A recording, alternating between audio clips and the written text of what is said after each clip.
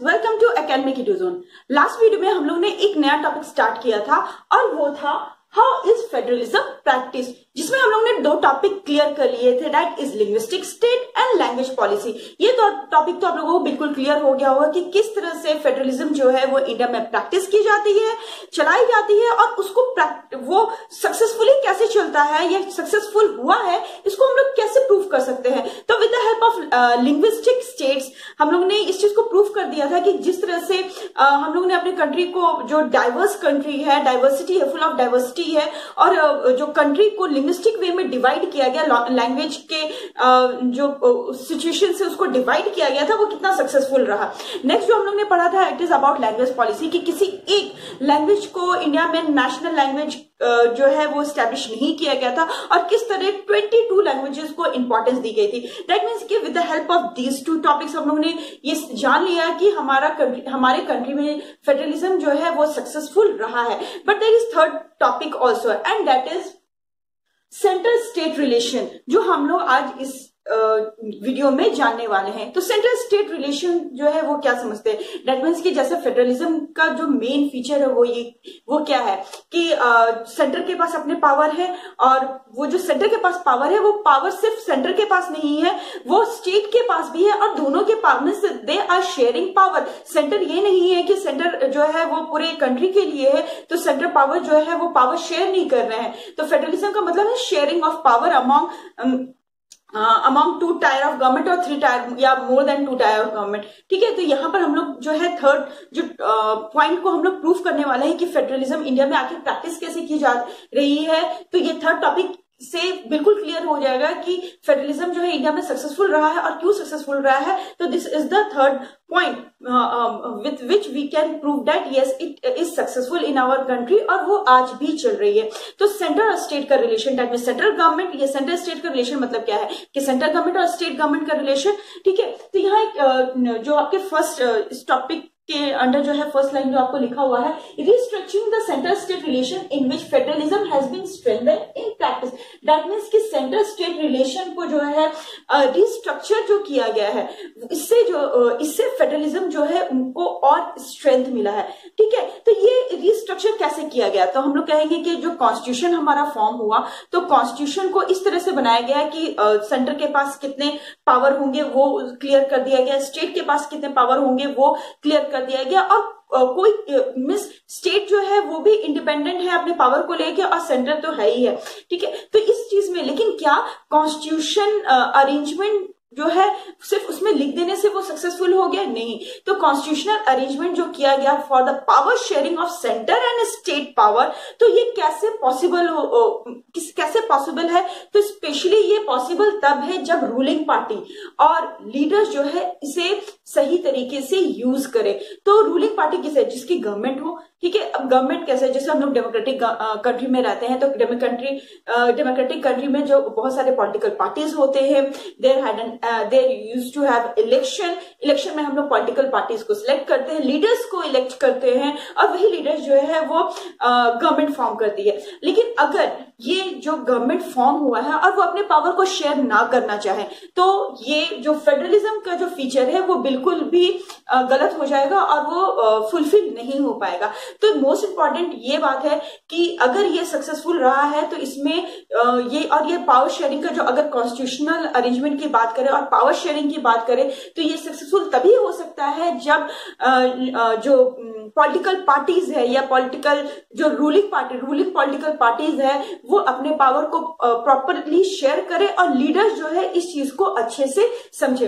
अब यहाँ पर एक एग्जांपल जरूर देना चाहूंगी कि अगर हम लोग पास्ट को देखें, अपने कंट्री के पास्ट को देखें, तो फॉर अ लॉन्ग टाइम एक ऐसी पॉलिटिकल पार्टी थी जो लंबे समय तक इंडिया में रूल की है, और ये पार्टी जो है इतने लंबे समय तक रूल की थी क्योंकि ये पार्टी जो थी वो इंडिया के independence, this was said to be one of the oldest party of India, political party of India.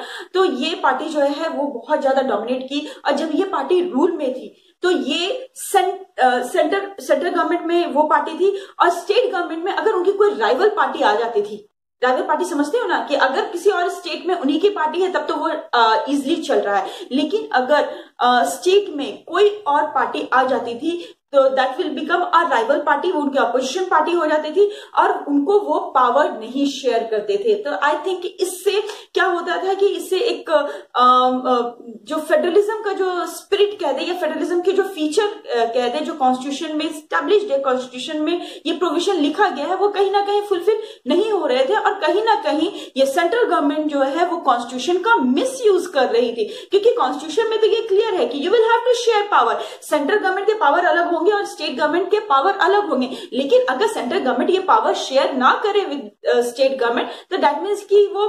Constitution जो है कॉन्स्टिट्यूशन का मिसयूज कर रहे हैं, अपने पावर को जो है इतना बढ़ा लिए हैं कि वो कॉन्स्टिट्यूशन को मिसयूज कर रहे हैं। तो इस तरह से जो है ये बहुत लंबे समय तक चलता रहा। But after here I have wrote that central dominated for many years, central government जो है वो बहुत समय तक जो है रूल की थी इंडिया में। But situation change after 1990s। तो 1990s के बाद जो है सिचुएशन जो है बदलने लगा। तो ये सिचुएशन हम कह सकते हैं कैसे बदला, तो सिचुएशन मतलब क्योंकि 1990s के बाद से जो है बहुत सारे पॉलिटिकल पार्टीज जो है, बहुत सारे रीजनल पॉलिटिकल पार्टीज जो है वो फॉर्म में आने लगी।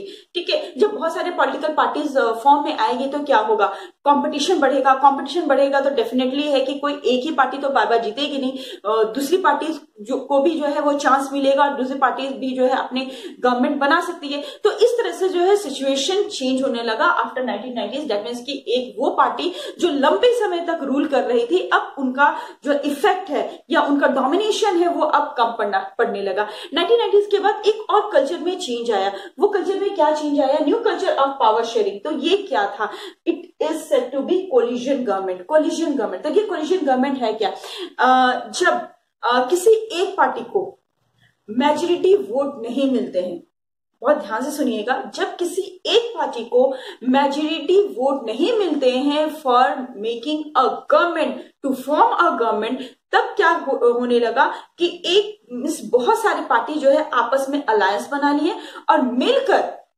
दे प्रूव्ड मेजॉरिटी और फिर सब मिलकर जो है वो गवर्नमेंट फॉर्म करते हैं। जो this is said to be coalition government. तो ये एक नया कल्चर था। ठीक है, गवर्नेंस में ये एक नया कल्चर था और कहीं ना कहीं यहाँ पावर शेयरिंग का एक बहुत इंपॉर्टेंट पॉइंट निकल के आया। क्योंकि अगर एक कोलिशन गवर्नमेंट बनेगी, दैट मीन्स की कोलिशन गवर्नमेंट की अगर हम लोग बात कर रहे हैं तो कोई एक पॉलिटिकल पार्टी नहीं जीती है, दैट मीन्स की बहुत सारी पॉलिटिकल पार्टी मिलकर जो है वो गवर्नमेंट फॉर्म कर रही है। दैट मीन्स की कोई एक पॉलिटिकल पार्टी जो है वो डोमिनेट नहीं कर सकती है, उन सब को आपस में पावर शेयर करने पड़ेंगे।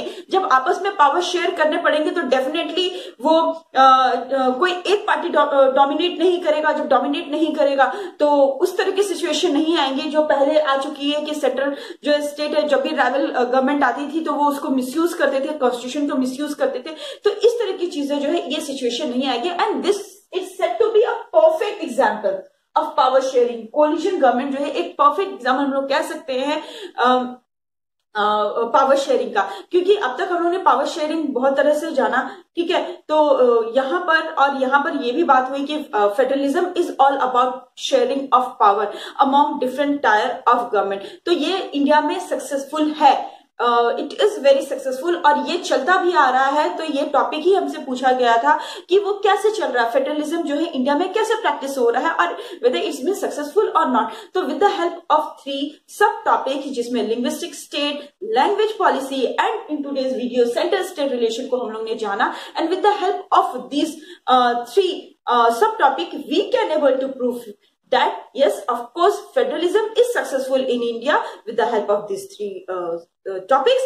और जो है और इस तरह से ये प्रैक्टिस किए जा रही है, इस तरह से फेडरलिज्म जो है इंडिया में चल रहा है। आई होप कि ये तीनों ही टॉपिक जो है वो आपको क्लियर हो गए हो। जो इससे रिलेटेड क्वेश्चन होंगे वो आपको आपके स्क्रीन में दिख जाएंगे। You just prepare all this.